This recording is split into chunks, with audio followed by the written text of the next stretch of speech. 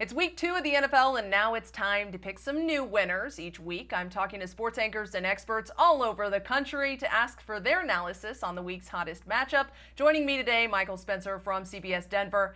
How's it going, Michael? Hey, Katie, I'm great. Thanks for having me on. And just a fair warning to your viewers, I was 0 for 5 on the CBS Parlay Pick'em this week. So don't take these to the bank, but I'll do my best. Week 1, it was a little bit challenging without the preseason, but let's get into these week 2 matchups. A lot of AFC West teams to talk about today. Can't talk about Denver, of course, without talking about the Broncos this week on the road to Pittsburgh. So who's going to win this one, the Broncos or the Steelers? Yeah, I don't think the home fans are going to like what I have to say here, but I think it's hard to pick the Broncos right now, given their rash of injuries. Cortland Sutton, limited in practice on Wednesday. You get the feeling that he'll probably be a game-time decision on Sunday. Looks like A.J. Boye for sure is not going to go. They're going to put him on IR.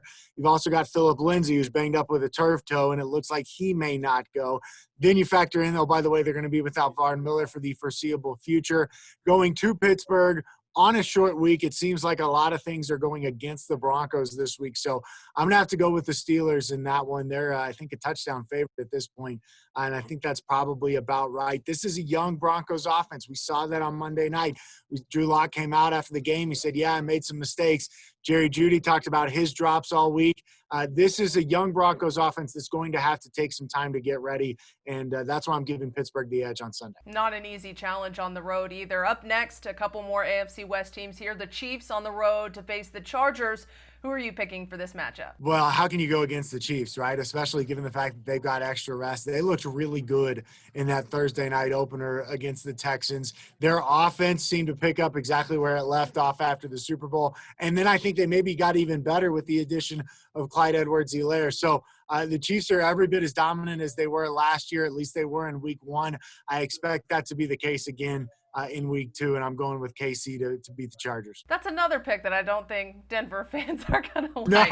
No. I am not endearing myself to the local fan base here. But hey, man, I'm just speaking the truth, or so I think. All right, finally, Michael, the Saints are traveling to see the Las Vegas Raiders in their new stadium. Who's walking away with a win? Yeah, I got to go with the Saints in this one. Obviously, the Michael Thomas deal is not good for them. Raiders looked okay in their opener at Carolina, but I think that had more to do with Carolina not looking great than it did necessarily with Vegas looking good.